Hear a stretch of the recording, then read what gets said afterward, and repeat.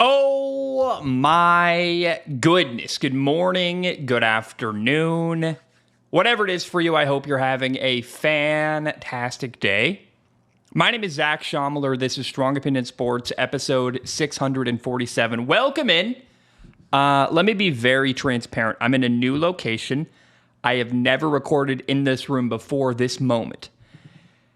It's a work in progress. Behind me, I don't know if you're watching on YouTube and can tell, I've got like packing boxes and I've got like an IKEA bag. I've got suitcases. I'm doing the best I can to figure out this space. I've got a sick view of downtown Portland behind me. I don't know how exactly to use that view on the show. There's going to be a way to make that behind me look really cool. Have I figured it out yet? No, not at all. Like there's glare, then certain times of day, like you can't see, I'm totally blown out. I have no idea yet how to use this room effectively to best do the podcast. I'm not going to lie to you. I don't know yet. I'm figuring it out. Give me time. It's been crazy. I started a new job like 2 weeks ago. I'm traveling this weekend to Salt Lake City for a wedding. I just moved. I've got a lot going on. It's going to take time. In about, I think in a couple more episodes, 2-3 weeks, I'll have a really good handle on how to record in this room. I think it's very possible I'm going to rearrange stuff and maybe point the camera in a totally different direction. But I was like, look, I got to get something recorded. It's been over, a week and a half since I recorded an episode. So here we are, episode 647. Welcome in. Hope you're doing well. Welcome to the new space. And again, I am figuring it out as I go. But for the first time in, years now, I've got a dedicated recording studio. Again, I've got a bedroom that's separate from this room. I sleep in a different room, got a living room, got a kitchen, got an office. It's amazing. Life is really good. It's just going to take time to figure out the logistics of how to use this room properly. Now, before we do anything else, I got to tell you, this episode is brought to you by Game Time. Game Time makes getting tickets faster and easier. Prices on the Game Time app actually go down the closer it gets to any sporting event. They've got killer last-minute deals, all-in prices, views from your seat, and their lowest price guarantee. Game Time takes the guesswork out of buying tickets. I would probably use Game Time to go up to Seattle, 2 hours north, go to a Mariners game, or buy concert tickets. They've got last-minute deals where you can save up to 60% off buying last-minute for sports, concerts, comedy, theater, etc. They've got flash deals. You can save even more with exclusive in-app deals on select seats ahead of the game or event. There are zone deals where you can save even more when you choose a section and let Game Time choose the seats. There's all-in pricing where toggling that feature allows you to show you the total up front with no surprise fees at checkout, so no hidden fees. And there are seat views where you can get a panoramic view from your seat in the app before you buy your ticket. There's a couple ways Game Time has your back. If you find tickets in the same section in row for less, Game Time will credit you 110% of the difference. There's job loss assurance, so if you lose your job and need a refund, Game Time has got you covered.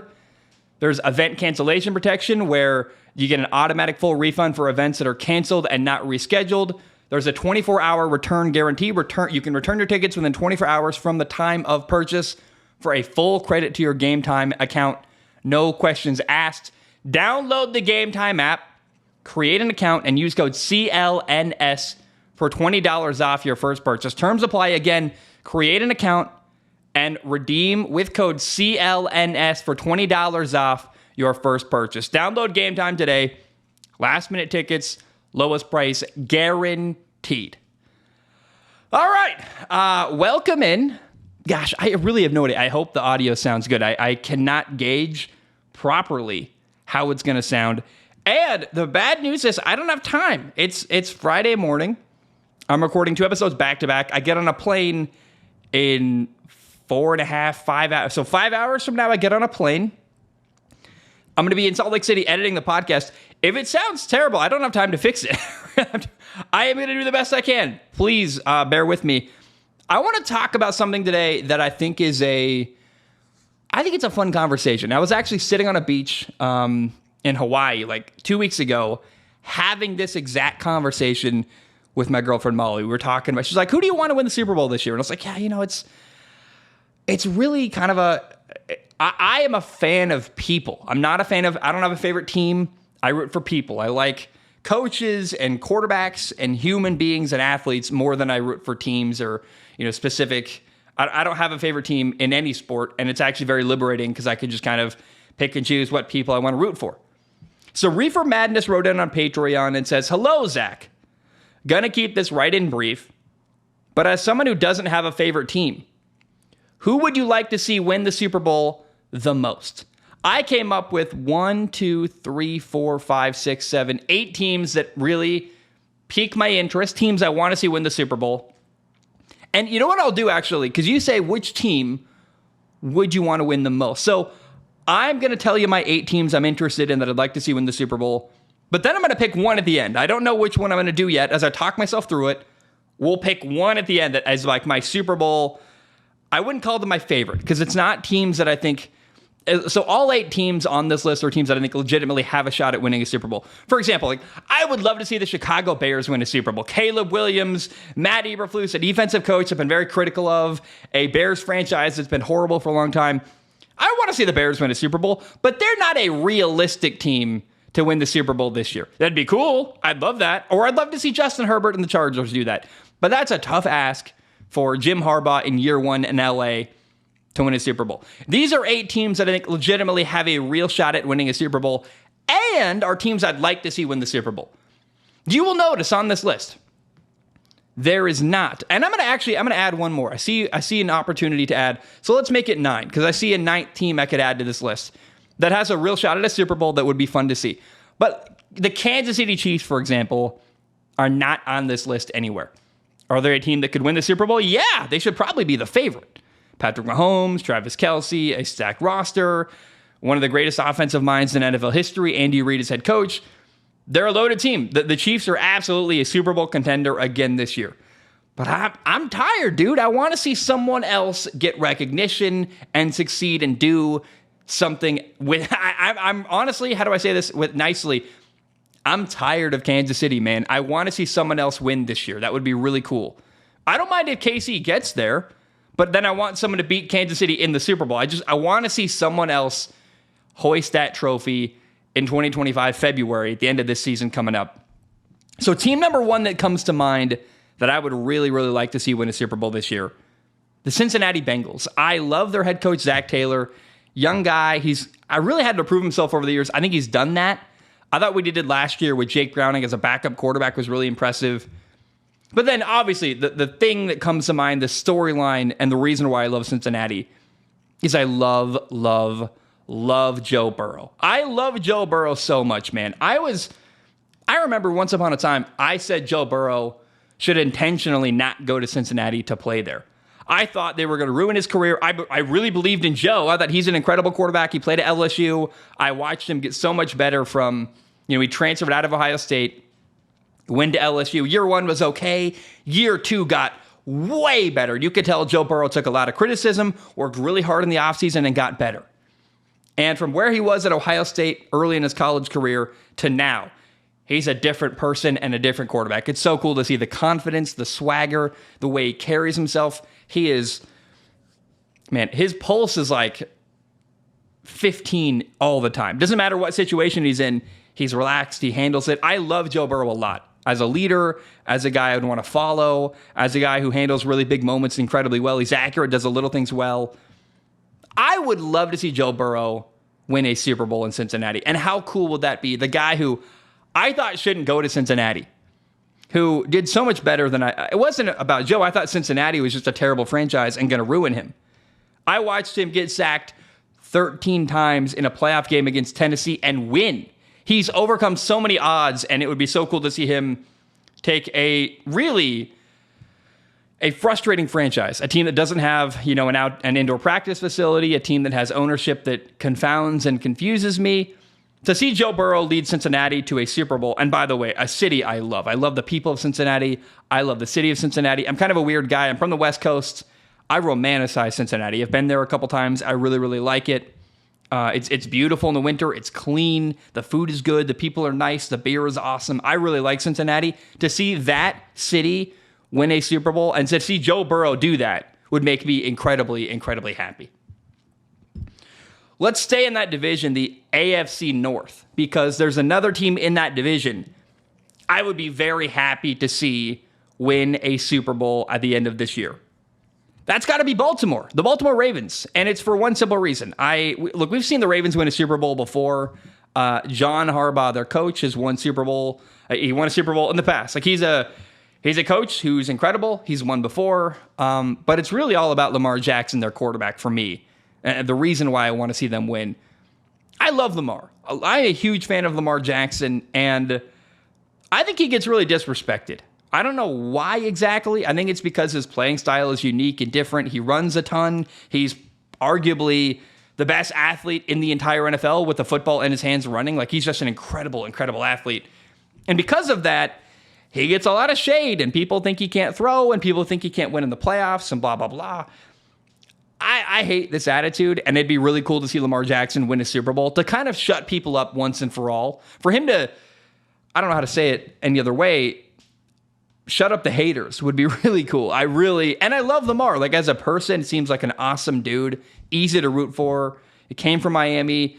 Really, made a ton of money, works incredibly hard. He's a cool story. And I would love to see Lamar Jackson shut people up, win a Super Bowl. He's a 2-time MVP winner. But there's still that criticism that he wins MVPs, he's great in the regular season, he's a human highlight reel. But then there's that question, can Lamar Jackson win in the playoffs? Is he a guy who struggles at the end of the year in crunch time? If he wins a Super Bowl, it would really silence a lot of people who doubt him and criticize him. And that would make me really happy because I just think I get the sense, you watch interviews, you see how he carries himself. He's an awesome guy. To see Lamar Jackson, who's come so far as a player, as a human, as a quarterback, he's been doubted a ton. A lot of people, when he was coming into the league, people thought he shouldn't even play quarterback. A lot of people were saying he should play wide receiver. And he was the 5th quarterback drafted in 2018, the last pick of the first round. Frankly, for him to be the first quarterback from the 2018 draft class to win a Super Bowl, that would be incredible. It'd be really cool, and I am heavily rooting for Lamar Jackson. I would love to see him win a Super Bowl in Baltimore this year. Another quarterback I love. I only own one NFL jersey in the world. I saw it actually earlier today. There's like a bunch of Home Depot totes behind me from moving. Dude, I've moved so much. I moved to and from Hawaii, all over the place. I'm finally settled. We have a 15-month lease. We've got a great apartment. I'm very excited for this. I'm really kind of settling into a really good life. But packed away in one of the totes behind me is a Tua Tagovailoa jersey. It's the only NFL jersey I have ever owned in my entire life. It's a Dolphins jersey. I'm not a Dolphins fan, but I love Tua. I lived in Hawaii. I love Hawaii. I love Hawaiian culture. I was a plumber in Honolulu. Like, I love Hawaii. And anyone from Hawaii is a person I'm going to root for.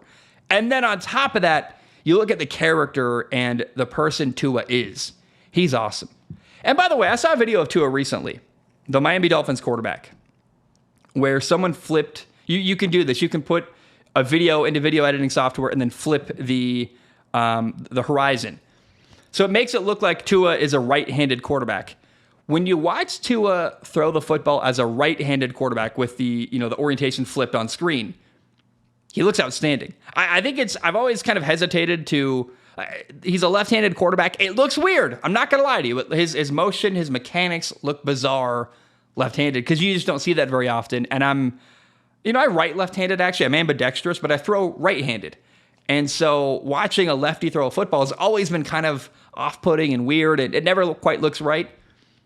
When you watch Tua throw the ball with a right-handed perspective, he looks fantastic. You're like, oh, he's so much better than I thought. He's left-handed Drew Brees, quite honestly. So you look at, he's really talented. He's got a great group of people around him. Tyreek Hill, Jalen Waddle. Not to mention, we'll talk about the coach in Miami in a second. But I love Tua. He's my favorite quarterback in the NFL. It's the only NFL jersey I own. He's from Hawaii. He's monumentally overrated. A lot of people hate on him and criticize him. really all, Lamar and Tua are two quarterbacks who constantly get doubted. I think it's more egregious that Lamar Jackson gets doubted given that he's a two-time MVP and clearly so capable. But I would love to see Tua win a Super Bowl and really shut people up a little bit. I would love to see that. I love him as a person. I like how he handles his private life. He's actually very, very private. He got married and people didn't even know. He's not a guy who brags. He doesn't flaunt his wealth. He's a humble guy who plays quarterback, loves football, got a great family. I know people that know his family. They speak really highly of the Tagovailoas. They're awesome people. I know, too, his dad is like, God, he runs football camps, and people love him so much. And I just find Tua such an easy human being to root for. On top of the fact he's got ties to a place that I love. I love Tua. I would love to see him win a Super Bowl in Miami. I think they're close. They've got a lot of weapons there.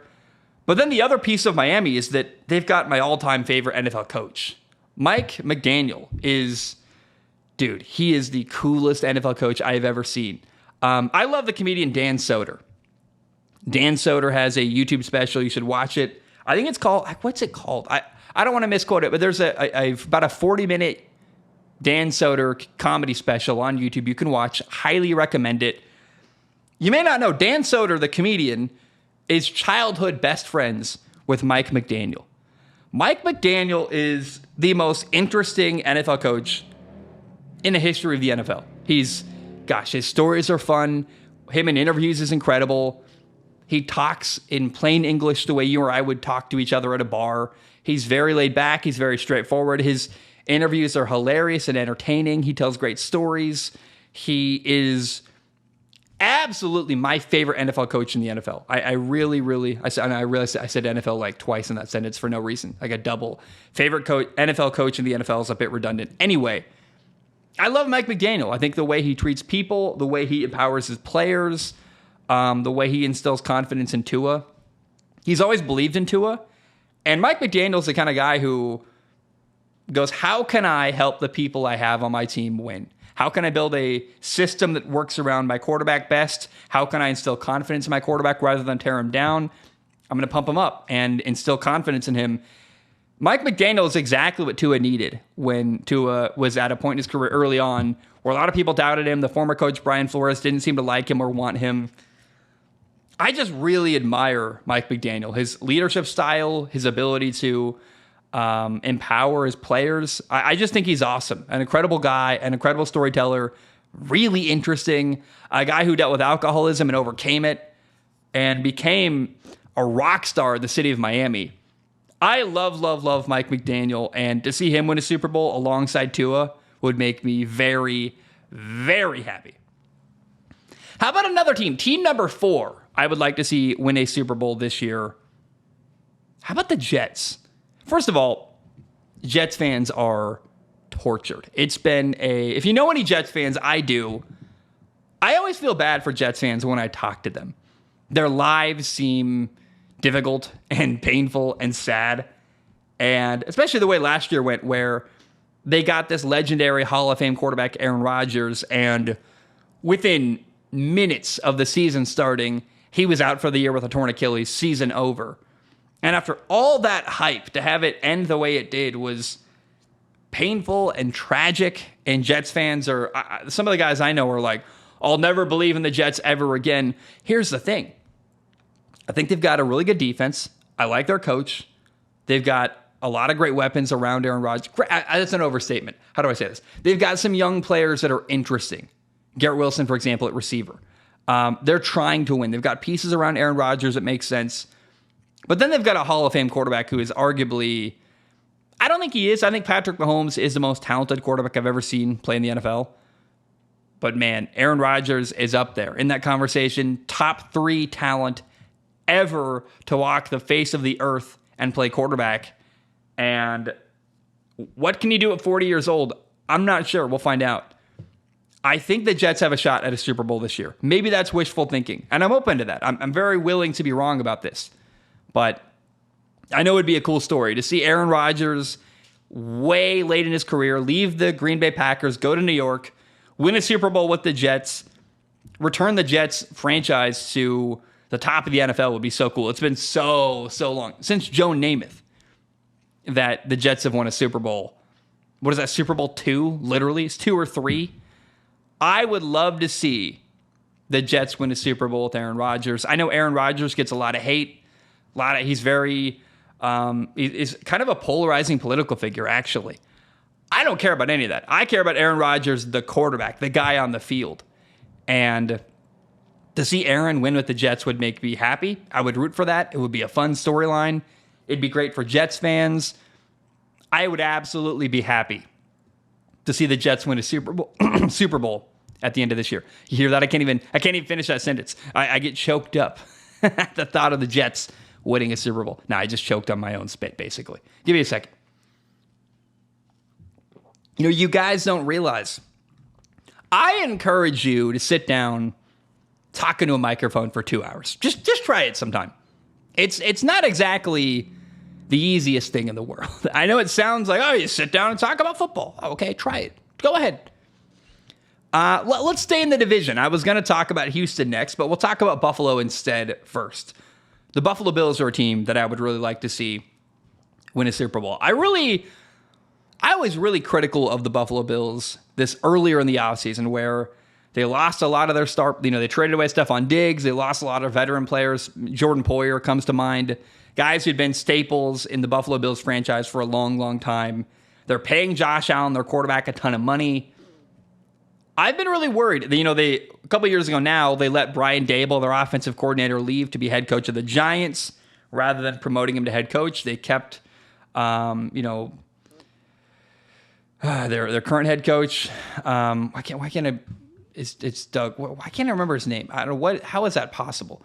Buffalo Bills head coach. You ever have that brain fart where you're like, what? Sean McDermott, thank you. Defensive head coach.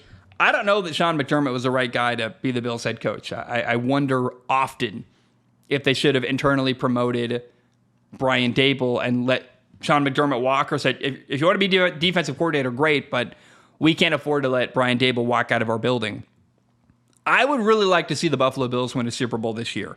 I think that they've been so close for so long. And imagine if they trade away Stephon Diggs and then win a Super Bowl. That would be, a star wide receiver. That'd be really interesting. I like Josh Allen a lot. They've been so close recently. In recent years, they've had heartbreaking losses in the playoffs to Kansas City, Cincinnati. They've been so close a couple times. And I think it's unlikely the Buffalo Bills are going to win a Super Bowl this year. They're in the conversation for sure.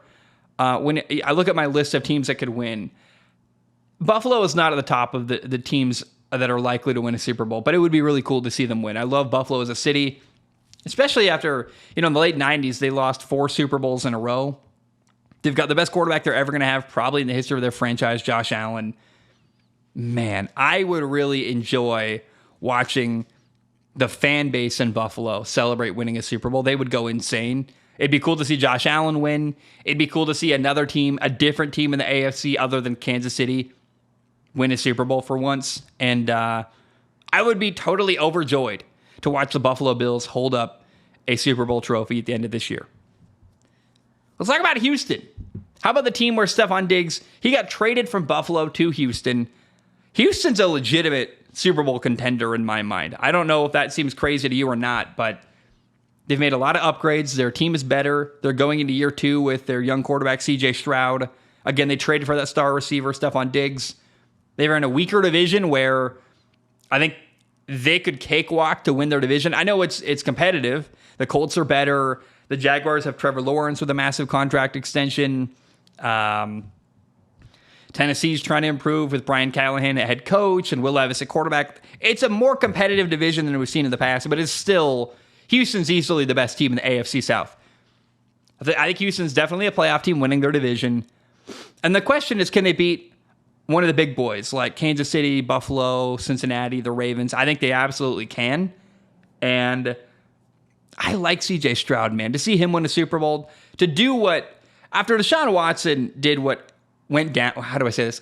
After Deshaun Watson did what he did, and things went down in Houston the way they did with him leaving, going to the Browns, a ton of scandal, to watch CJ Stroud kind of heal the Houston Texans franchise and take them to a Super Bowl and win. It would be really cool. I like CJ Stroud. I like the pieces they have. I think the Texans are a legitimate Super Bowl contender. They're not one of the best teams. They're kind of a lower end contender, but they're in the conversation, in my opinion. And I would absolutely love to see the Houston Texans win a Super Bowl at the end of this year. How about Philly? There's one reason I would love to see Philly win a Super Bowl. It's Jalen Hurts. I really love their quarterback, Jalen Hurts, as a person. I've watched him get better and better and better every year I've watched Jalen Hurts play quarterback. And he kind of had a down year last year where there's doubters, there's people not believing in him. That storyline in general, people getting doubted, people getting hated on, really pulls at my heartstrings. It makes me want to root for you more. I like Jalen Hurts a lot. I think he's a great leader. People love him. And he's one of my all-time favorite college quarterbacks ever. His story, how he handled getting benched at Alabama, competing against Tua, transferring to Oklahoma, going to the NFL, eventually taking the starting quarterback job from Carson Wentz. That whole story, the evolution of Jalen Hurts, made me love him. And so to see Jalen Hurts win a Super Bowl would be really cool. Just literally, do I like Philly necessarily? No. Do I think they're capable of winning a Super Bowl? Yes. Do I like the fan base? Not necessarily. But I love Jalen Hurts, and watching Jalen Hurts win a Super Bowl would make me unequivocally happy. How about Detroit, man? The Detroit Lions were so close last year, man. They won more than I think anyone thought they would. They were a team that was heavily believed in going into last year. But for the Detroit Lions to go as far as they did, they fell short for sure. But I really enjoyed watching the Detroit Lions make a really deep playoff run. And I really, really would love to see them win a Super Bowl. I think that would be, in my lifetime, it was the Browns and the Lions that have been awful for so long. Basically my entire lifetime. The Browns and the Detroit Lions have been abysmal NFL franchises. And there was a fun storyline a couple years ago where the Browns had Baker Mayfield and they won a playoff game. It was the first playoff game they'd won, decades, and it was so fun to watch that, take place and happen. But now, really, the only franchise left in the NFL that's been a team that hasn't won in forever has been the Detroit Lions. I guess other than Houston, they've always kind of been bad, and Houston never won a playoff game. They're I think the newest NFL franchise. But I would really, really enjoy watching the Detroit Lions, their tortured fan base, win a Super Bowl. After going to the conference championship game last year, they lost to the 49ers in a close game by 3 points. It was a competitive game. They were so close to a Super Bowl. To watch the Lions win their division, make a run, do it again, and this time win, and maybe win a Super Bowl would make me really happy. I like Jared Goff. I was just talking to someone from Detroit the other day, guy who actually... I did a collection at my job. I picked up a check. He worked for General Motors for years and now lives in Tigard, Oregon. And we were talking about Jared Goff, and I just think people don't realize how much Jared Goff does in the communities he's played in, both in LA and now Detroit. He donates a ton of money. He's a really level-headed guy, really good dude. I think deserving of the money he's made. And I really would like to see Jared Goff he already did what Matthew Stafford could never do in Detroit, which is win the division, win a playoff game, make them into a team that's got hope and win a lot of games. But the one thing that Matthew Stafford did in LA that Jared Goff could never do is win a Super Bowl. Jared Goff lost the Super Bowl to the Patriots. He played not the best in that Super Bowl. It was more of a defensive battle.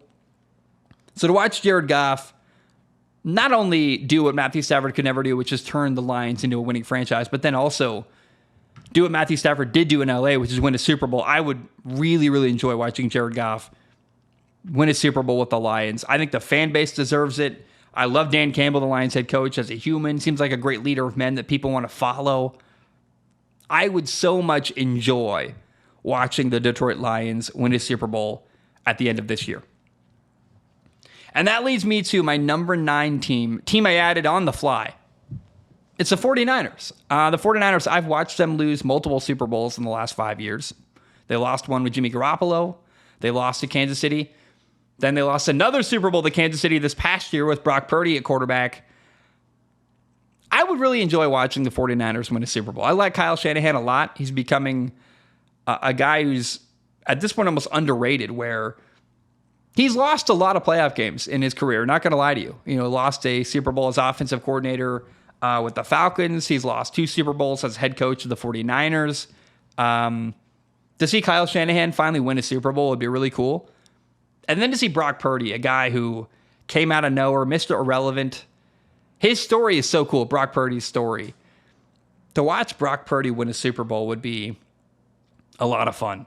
And for the 49ers to have been as close as they have in recent years and for them to fall short the way they have, it'd be cool to watch them finally finish the job and win a Super Bowl. So that's why I added the 49ers on the fly as a team I would really enjoy watching win a Super Bowl. Now, we got these 9 teams. 9 teams I would really enjoy watching them win a Super Bowl. We've got the Cincinnati Bengals, the Ravens, the Miami Dolphins, the Jets, Houston, Philly, Buffalo, Detroit, and the 49ers. That is 1, 2, 3, 4, 5, 6, 7, 8, 9. So it is exactly 9. I wanted to be very, what if I said 9 and it was actually 10? That'd be hilarious.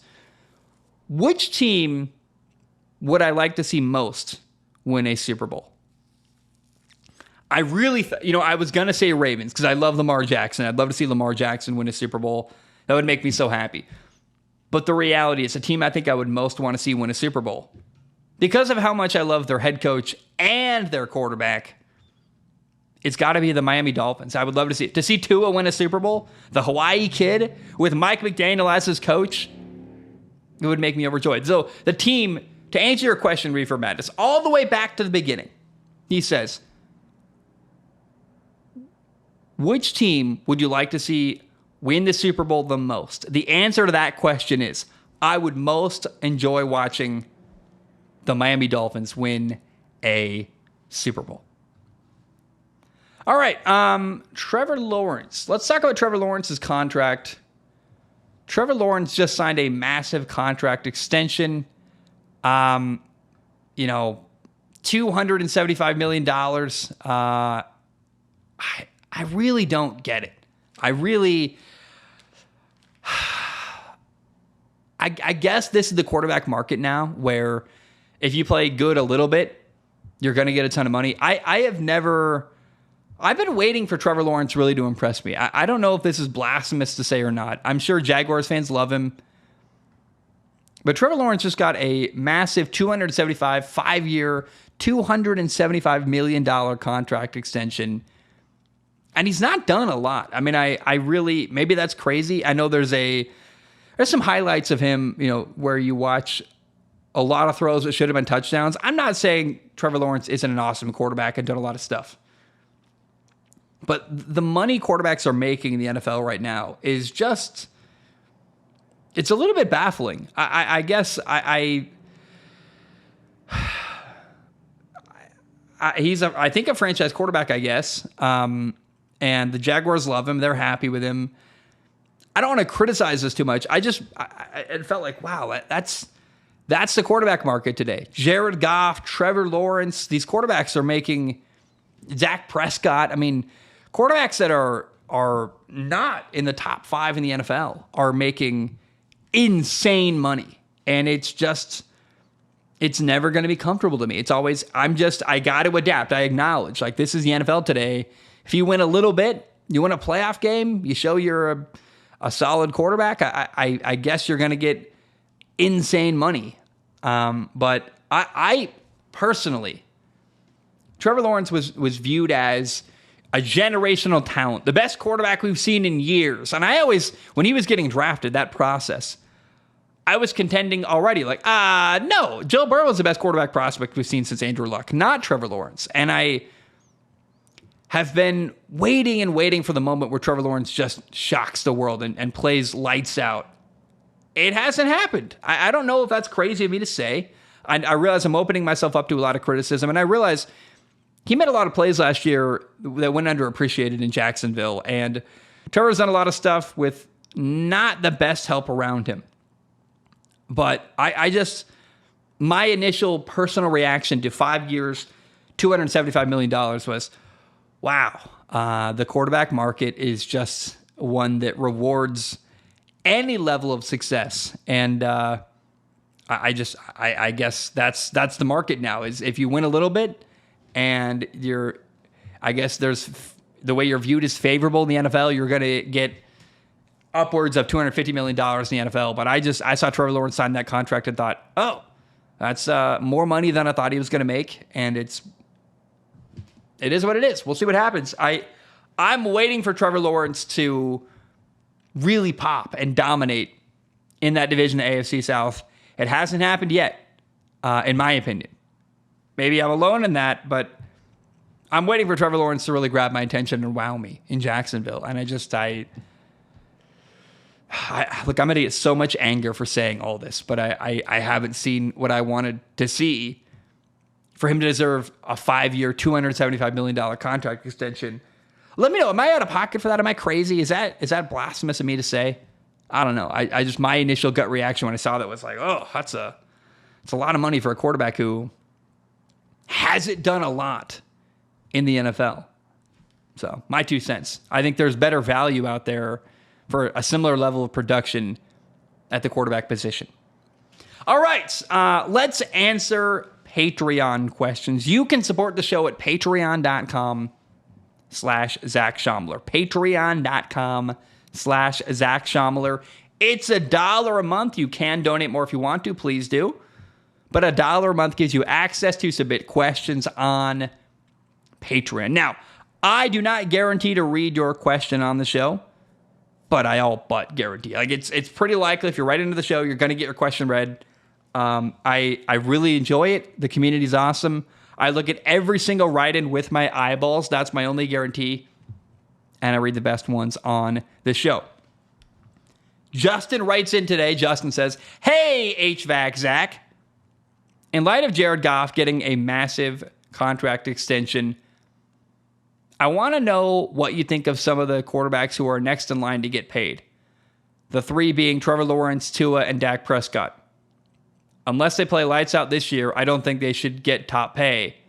But the quarterback market says otherwise. Wanted to get your thoughts on the 3. I should have talked about this a second ago. I thought the Trevor Lawrence contract was premature.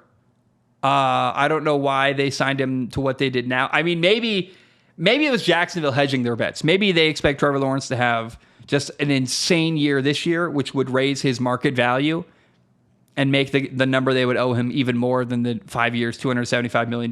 But I personally didn't feel like Trevor Lawrence had done enough to deserve the amount of money he made. I've heard numbers like $60 million a year for Dak Prescott. And at that point, what are you doing? How is that a good value at all? Right? Brock Purdy is an insane value, right? You're paying him next to nothing, and he's getting you to Super Bowls, literally. Gardner Minshew is another quarterback where you can pay him, dude, a fifth of what you pay Dak Prescott and get.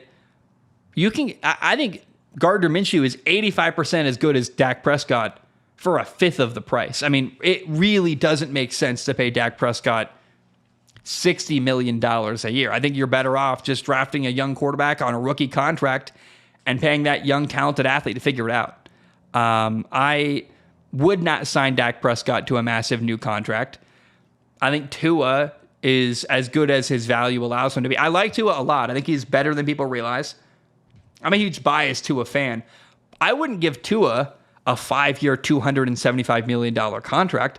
Part of what makes Tua valuable is him on a team-friendly contract. The less you pay Tua, the more you can pay the weapons around him. And by the way, Tua is better when you can pay Tyreek Hill, Jalen Waddle, a good left tackle, a good pass rusher. Like, the more help you can provide a quarterback like Tua Tagovailoa, the more he's going to win. And the more he wins, the more money he's going to make off the field and endorsements. And I just think at what point is enough enough? I really don't know why you need to go make. Do you understand? $100 million would make me set forever. And the lifestyle difference between $200 million and $100 million isn't enough for me to say, look, I'm making enough money. I make $20 million a year, $100 million guaranteed. I'm set forever. I never need to work again after football. I've got generational wealth for my family. How about I take a little bit of a team-friendly contract and get better players around me? That's what I want to see from Tua. The quarterback market is getting absurd. When you're talking about paying a quarterback like Dak Prescott $60 million a year, it doesn't make sense. How about you draft a quarterback like Jaden Daniels, a Heisman Trophy winning quarterback who you can pay, give him a 4-year, $40 million contract. He's making way less than a quarterback like Dak Prescott would make. He's really talented. He's young. He's got potential. I just think the Dallas Cowboys, after this year, should walk away from Dak. Don't pay him another crazy contract. Draft somebody. The young quarterback talent available is insane right now. There's quarterback after quarterback after quarterback. There's almost an oversaturation of quarterback talent right now on the planet Earth. And I just do not think it makes sense to give a quarterback like Dak Prescott $60 million. I don't think it makes sense to pay a quarterback like Trevor Lawrence 5 years, $275 million. And I don't think it makes sense to give Tua a massive amount of money. I want team-friendly, valuable deals. And I don't know why there's this. I guess I understand making as much as you possibly can, but when you're talking hundreds and hundreds of millions of dollars, like at what point do you say enough is enough? I want to have better teammates around me and I want to win. And Tom Brady signed team-friendly deals for years. He won more because of it. So, I don't know, man. I really don't like where the quarterback market is. I don't think quarterbacks like Trevor Lawrence, Tua, and Dak Prescott should make top quarterback money. But they're going to do it, and it infuriates me. It doesn't infuriate me. It's a sign of where the quarterback market is that God, it's got to be uncomfortable if you make so much more than everyone else around you. And you're throwing to wide receivers who are like, they're doing well, but you're making, $300 million and they're making 10. I mean, that's just a crazy difference. And quarterbacks are so, I really think they're almost overpaid. I really think you got to earn it. And I think part of the Jaguars giving Trevor Lawrence some money they did was them saying, we think he's going to do really well this year. Let's give him a big contract now before he blows up and has a breakout season. And that number goes from $275 million to $350 million. So that's my 2 cents. Davis writes in. Davis says, HVAC Zach. Sorry I haven't commented or watched in a while. Going through it, man, Not sure if this was a question, but if Frank Reich had his way and the Panthers drafted C.J. Stroud over Bryce Young, would the Panthers have been in the same spot as the Texans, or was their situation special? I don't think you can play this game. I don't know that. Let me say this. I wonder how good Bryce Young really is. I think it's very likely Bryce Young was in a bad situation last year with a coach that was. Frank Reich wasn't the best. There wasn't the best help around him. It's clear that Bobby Slowick, the offensive coordinator in Houston, did an incredible job with C.J. Stroud. And I wonder, what would Bobby Slowick have done with Bryce Young? Probably also pretty well. I really think that coaching matters, situation matters. Would Bryce Young have won a playoff game over the Browns the way that Houston did with C.J. Stroud? I have no idea. You really can't. You can't have that conversation. You can't know that kind of thing. But I personally felt like we didn't get a real ability to evaluate Bryce Young very well last year. That's actually a really good, interesting film analysis. I got to write this down. Film analysis ideas that really interest me right now. We've got Trevor Lawrence would be really fun. Bryce Young would be really interesting. So Trevor, Bryce Young, Jordan Love. I've already got all the film for that. I think those are some quarterbacks that would be really fun to talk about before the NFL season starts. We're now, end of June. So we've got only a couple months left to do some film analysis. I finally have an office. I've got time. I've got energy to work on this stuff. It would be so cool to put together some film analysis content. And Bryce Young is one worth really digging into because I don't have a good enough understanding of what he brought to the table last year. And we can also dive into Trevor Lawrence, see if that contract he has is justified or not. But now, I don't know if you can play that game, Davis. What would the Panthers have been with C.J. Stroud? What would Houston have been with Bryce Young? certainly, I don't think personally Houston would have been as well off with Bryce Young, just because I think things worked out perfectly the way they needed to. Sometimes you get the right people working in the right situation, and it worked out incredibly well between D'Amico Ryans, the head coach, Bobby Slowick, the offensive coordinator, and C.J. Stroud, the quarterback. That group of three guys worked incredibly well together in Houston, and it was kind of a match made in heaven. So I think the best answer here is that it worked out incredibly well for Houston, and it couldn't have been better for them. And hindsight is 2020. I mean, they drafted who was right for them, and we'll see if the Panthers end up ever regretting drafting Bryce Young over C.J. Stroud. I hope Bryce Young works out, because if years go by and Bryce Young ends up not being the franchise quarterback in Carolina, and C.J. Stroud is the incredible talent he appears to be after 1 year in Houston, that's going to be a draft pick we look back on and go, oh, man, Carolina really botched that draft pick and should have drafted C.J. Stroud instead of Bryce Young. But currently, I think it's just too early to have that conversation, and we'll know more in a year or two. Wayne writes in, this is long, but it's a good one. Wayne says, hey, Zach, long-time sub, first-time write-in. Here's a feel-good Friday story, or whatever day this comes across your eyeballs. I'll start by saying that tuning into your show has gotten me through some really tough times. Back in early 2022, I was studying for the bar exam. 2 months of nonstop studying various legal subjects that may or may not be on a 12-hour, 2-day test. Riveting, I know. During my study breaks, my favorite time became watching the SOS coverage of the NFL playoffs, including the worst Super Bowl played in the last 5 years, the Bengals against the Rams, since the Chiefs weren't playing in it. Obviously, you're a Chiefs fan. I see how you are, Wayne. In February came the big test. Both days, we got about an hour or so for lunch, and both days I went back to my hotel room to catch up on the newest SOS upload while eating my boxed lunch. Those were the perfect break to reset before the next sessions. Fast forward a bit, I passed the test, and I've been practicing law ever since. I wanted to take some time and thank you for the content you post.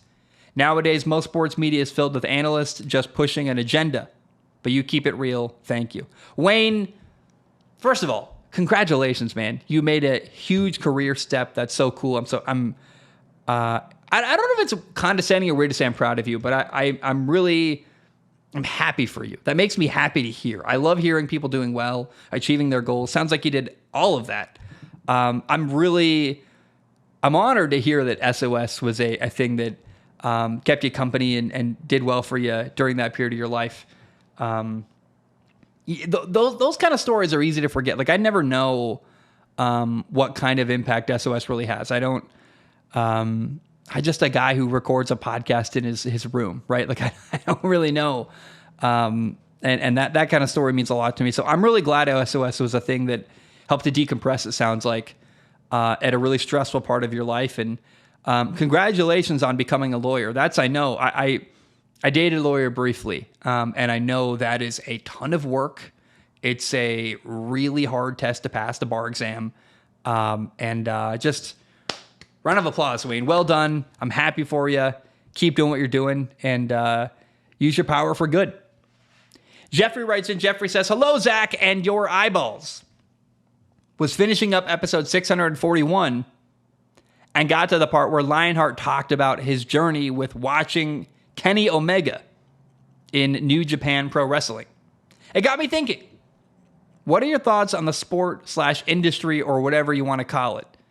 As a longtime fan of pro wrestling, I understand why some don't see the appeal, but I always tell people to watch it as a TV show or drama, not a sporting event, and you'll get way more out of it. Thanks as always. Appreciate the episodes. Jeffrey, I got a lot to say here, actually. I don't like wrestling. It makes me uncomfortable, actually. I was in Cabo, Mexico. What was it? Like beginning of May, I guess, Cinco de Mayo. I was in Cabo, Mexico for a wedding. Gosh, I have traveled so much this year. It's kind of insane. I'm really excited to not travel. I've got one more trip, Salt Lake City this weekend for a wedding, and then I am I am not traveling again until 2025. I don't want to go anywhere. I love where I live. I've got a great apartment. I got a great job. I want to stay home. I want to be on my homebody for like 6 months, please, for the love of God. Anyway, literally on Cinco de Mayo, I'm in Cabo, Mexico, and they do like this I was staying at a resort for the wedding, and the resort put on this like wrestling event. I watched live wrestling happening in front of me, and it made me so uncomfortable. These are luchadors. These are guys with a mask. But it was really watching these men that I was totally unfamiliar with throwing each other around, hitting the ground really hard, hitting their head, hitting their back. I just couldn't help think, but like, I hope they're getting paid well enough. I hope they've got health insurance. I hope that their bodies aren't going to pay for it too much later in life, because they're not getting paid enough to really justify the potential injuries they could have. It made me really uncomfortable. And wrestling in general, like there was people in the crowd of this wrestling event, and mind you, it's like 150 people saying, "Kill him, get him," and I don't get that at all. Don't kill him, please. Give him a hug, take care of him. Don't hurt his back, please. Like I don't want to watch people get injured. I don't like it. It makes me deeply uncomfortable. I really don't like wrestling. Now, mind you, it changes for me when I'm familiar with people. So the Mike Tyson, Jake Paul fight, it got canceled, but I was really excited for that. I wanted to watch Jake Paul get his face bashed in. I hate Jake Paul. I was like, for some reason, if I'm familiar with people, it makes me more comfortable watching. I've watched the Conor McGregor, Donald Cerrone fight. Cerrone, whatever it is, the Donald, cowboy, that cowboy fight. A couple of years ago I watched, and I loved it. And I remember Conor McGregor winning in a crazy fashion really quickly. So for some reason, familiarity with the people fighting changes the dynamic for me, where I'm suddenly more comfortable. If I know who you are, I know how much money you're making, I know your life is okay, you got health insurance, all that stuff, it makes me feel more comfortable. So I think that familiarity with the people fighting adds to the enjoyment. So I think if you're going to watch wrestling or UFC or whatever, it helps to be educated on who the people fighting are. But pro wrestling, I find really cringy, the fake storylines. I think WWE is kind of childish and weird. I don't get it. The fighting is weird. It's not high quality entertainment, in my opinion. It's kind of fake and weird. I don't get it. And now, Jeffrey, if you like wrestling, I have no problem with that. I'm happy for you. Enjoy it. Like everyone should enjoy the things they enjoy. I've got no criticism of you at all. But I personally find it deeply uncomfortable. And I don't know if that story about Cinco de Mayo makes sense, but I remember watching these Mexican men, these strangers, just throwing each other on the ground, like really hard on concrete. And I was like, I don't feel comfortable with this at all. I don't like this. I don't know how much these guys are getting paid. I don't think it's very much. I think they're going to really pay for it in their 60s. I don't think this is worth it. I mean, I know they're adults opting in, but it felt deeply uncomfortable to me. And I was just like, I'll never forget this drunk white guy being like, "Kill him." And I was just like, this is a setting I don't like at all. I'm just watching. This is just a deeply uncomfortable setting for me. And I don't like it. And Jake Paul is one of the only people on the planet I would root for to get like their face bashed in by Mike Tyson. Like I think he sucks as a person. I actually like him more than his brother Logan Paul. I vehemently hate Logan Paul. I think he's a scourge on society. I think Kim Kardashian and Logan Paul are some of the worst people on our society that influence things horribly. But I don't enjoy fighting very much anyway. It helps when I know the people. But I found pro wrestling cringy and uncomfortable. Andrew writes in, Andrew says, "H-back Zach! Obviously, you played quarterback for a long time. And I was wondering, what are a few things defenses threw at you and other quarterbacks that you found particularly frustrating? Whether it's certain coverages, blitzes, stunts, twists, anything. I'm here for the nerdy side of the game. Loving the show. Hope you have a great day." Andrew, I'm going to tell you something real quick. I'll tell the audience. I got offered a job 2 days ago, coaching high school football. Part-time job. Not like I'm not going to leave my job selling HVAC equipment. I love my job. But I got offered a job as an offensive coordinator at a local high school. mind you, I haven't coached. I coached 1 year of football. I guess the quarterback I did coach got a scholarship to Sacramento State, so that was cool. I think I'm a good coach, but I got offered a job coaching high school football as an offensive coordinator, and it was kind of like, oh wow, that's interesting. I was actually going to wait 1 more year before I tried to get into coaching because I just started a new job, so I'm considering being a coach again. I say that to tell you, like I've had to think about a lot recently what kind of offense I'm going to run, and or if I take the position, I really want to if I can. Depends on work. But the thing that really, for me, as a guy, potentially a coach, a guy who played quarterback in college, late blitzes are hard because you got to identify who might come off the edge. Like you see a guy creeping, or like a safety rocks down and blitzes off the edge. You got to be prepared for that. So a late blitz is one thing, but I liked getting blitzed because I think if you're a good quarterback who has a good understanding of schematics and where people are coming from, if you blitz a quarterback, it means that you've got a better matchup somewhere. It means you're taking someone out of coverage, which makes your matchups more favorable on the outside when throwing the football. So I like to get blitzing can be hard to deal with, but if you learn how to deal with it, it's actually a thing that is really freeing because it gives you better matchups outside throwing the football. The most difficult thing a defense did in my career is stunts on the defensive line because it doesn't take anyone out of, especially like at the high school level, right? Offensive linemen in high school, they're just not the most knowledgeable of the game. There's a lot of, it's hard to have a good offensive line in high school football. And when you have defensive linemen, which a stunt means they switch positions, right? The ball is snapped and they cross each other, making the responsibilities for the offensive linemen a bit blurred, and they gotta switch responsibilities. Kind of like switching in basketball. Like, oh, I'll take him instead of the guy that was right in front of me immediately on the snap of the ball, right? It just throws off the offensive linemen, especially your guards and centers, and it makes their life harder. And a stunt where your defensive tackles, you've got one on the right, one on the left, and they swap positions after the ball is snapped and cross each other, it can make it really difficult for your interior linemen. At the high school level, as a coach, that's the kind of thing that scares me. It's like, that's tough for your center and guards to figure out. You got to be really clear on responsibilities there. I know that's kind of a silly thing. I don't know if I answered, that's my wheelhouse, right? It's high school football, low-level college football. That's what I play. That's what I'm really close with. And that's a thing that a stunt and a twist on the defensive line, because you're not bringing anyone out of coverage. It doesn't make if you blitz me as a quarterback, like, I'm calm. I'll hang in the pocket. I'll take the hit if I need to. But it means like you took someone out of coverage to make it easier for me to throw the football. But a stunt, a twist, a change of responsibility of the defensive line, change of gap responsibility, it puts pressure on the offensive line without giving you an advantage in pass coverage. It just makes your linemen confused. And it makes it really easy to get pressure up the middle against lower quality offensive linemen in high school football. And it's a thing as a coach you got to prepare your linemen for. It's really a difficult thing. So that's the thing that I find frustrating is when you're making my linemen struggle. Other than that, press coverage can be really frustrating. If you don't have a good receiver who could beat, I was really lucky.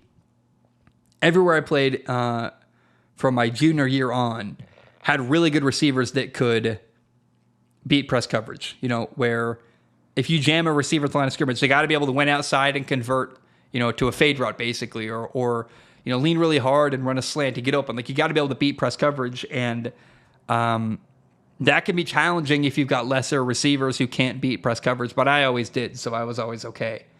But press coverage can be tough, and stunts and twists on the defensive line can be really, really tough to deal with because I feel like I was always the kind of quarterback who I can handle anything, right? I can handle, if you try to confuse me, it's not going to work. I was really good at the X's and O's of football, but when you make the people around me struggle, that makes my life harder, and it made it more difficult to play quarterback for sure. Adam writes in, how many more do we have left today? Adam, we got 3 left. Adam writes in and says, what's up, quarterback Zach? Quarterback is the only position that matters in football. Kidding. But since you decided to throw the Giants as the first worst teams, I have to say, I'm just really liking the way our defense is looking heading into this year. I know no one wants to talk about defense, but I think a stacked defensive line in a division that seems to always be a toss-up is a great thing to have. Yes, our offense will most likely be lackluster yet again, but if our defense can hold teams to 20-something points again, I think we can pull away with some wins. Sadly, we were stuck with Danny Dimes to at least start one more year, no matter what, and I'm eternally grateful that we got Malik Neighbors instead of reaching for J.J. McCarthy like some were suggesting, quarterback J.J. McCarthy. And if we're really that bad, we'll have a better team to give to a first-round quarterback next year. Maybe this is just me trying to get excited about something, though, because, again, I'm a Giants fan. Have a great day. I don't mind that. Your defense is I think, Adam, being an optimistic Giants fan, trying to be positive where you can, always a good approach. Nothing wrong with that. Do I think the Giants are a really good team? No. Do I think it's unfortunate you've got Daniel Jones at quarterback? Yes. Could Malik Neighbors help him? Also, yes. Maybe Malik Neighbors is what, Daniel Jones needs. I long ago gave up on Daniel Jones, but I always, every year, try to be, I give everyone a clean slate. I try to acknowledge you could have gotten a lot better in the offseason, and I try to be fair to everybody. So I've got an open mind every year with Daniel Jones. I'll see what happens, and I hope he does well. I'm not real confident in that, but I'd love to see Daniel Jones do well with Malik Neighbors, and we'll see what happens. I'm always open-minded, even if I'm not optimistic about the Giants. Max writes in and says, "Hi, HVAC Zach. I'm excited about this year's fantasy football league now that you're not a rookie anymore, just like me. I lost my league because I won the last regular season game, even though I knew better. If I had lost, I would have kept the eventual league winner out of the playoffs and possibly won myself. But my win caused their elimination and allowed the league winner, who got hot in the second half of the year, to make the playoffs. Would it be possible to set up a couple of additional leagues for Patreon subscribers who didn't make the cut for the main league? I obviously would love to play in the main league, but just playing with the people who have fun and are engaged would be cool as well. Thanks for reading and maybe even considering this." It's a great idea. I think that we should have, maybe we'll have like the OG league, the guys from last year, and we'll add maybe 2 more Patreon leagues if people want that. Because the interest is really high for the Patreon fantasy football leagues. I'm down. I've got enough energy to participate, I think, in 3 fantasy football leagues. I think that'd be really fun. I'm totally down for that. I would really enjoy that, actually. And now that I've done it once, I kind of got an idea like, okay, this isn't as daunting as I thought. And having 3 leagues, everyone will have 3 separate leagues. The only person who's going to be in all 3 would be me. And I think it'd be really fun for me to kind of experiment and like have multiple teams going with multiple chances to win. I love that idea a lot. So we will have multiple Patreon fantasy football leagues this year. I'll get help I'll probably ask Logan to help me set that up, actually. And I think that would be really, really cool. All right, final write-in today. For Navliz writes in and says, "Hello, heating, ventilation, and air conditioning Zach." HVAC Zach, baby. For Navliz says, "I'm glad to hear you are making a good career on something you've worked so hard for recently, and I wish you the best of luck on that." Then a little smiley face. Love you, man. Thank you. Anyway, I also laughed my ass off when you suggested I was a woman on the previous episode. Thank you for making me laugh, but I'm a dude. For Navliz, I couldn't, the Liz part, I've never heard her name. I guess it's a Spanish name. I don't know it very well. He says, "No need to apologize because I remember the old days of the internet where people really cared about being more anonymous themselves and cared about privacy." Anyways, thank you for answering my question. I think your explanation was very clear. It is a team game after all. I think sometimes I forget all of the planning and all the coaches and coordinators must do for each game to plan against each team they are facing. Listening to the high salary of quarterbacks sometimes makes me forget that they are executing a plan that was made according to the team and to each player's best skill sets. In the media, sometimes it sounds like if a quarterback carries a team alone, when probably not even Patrick Mahomes does that himself. Now, another question. Remember, we talked about quarterbacks. He said, is it possible quarterbacks get figured out? I kind of put the kibosh on that. Another question for Navliz writes in says, "What are other common misconceptions that people have about the NFL, where they oversimplify something that in reality, there's just a lot more details about it?" Thank you for reading my question, and go Raiders. Future conference champions carried by our future hero, Gardner Minshew. Hope is the last thing to die. LOL. For Navlis, first of all, I know that I don't think English is your first language. I always appreciate you writing in. I know I can't even imagine writing in like a different language than the one I speak. I get crazy. I think a common misconception, look, the halftime adjustments thing is always kind of overblown.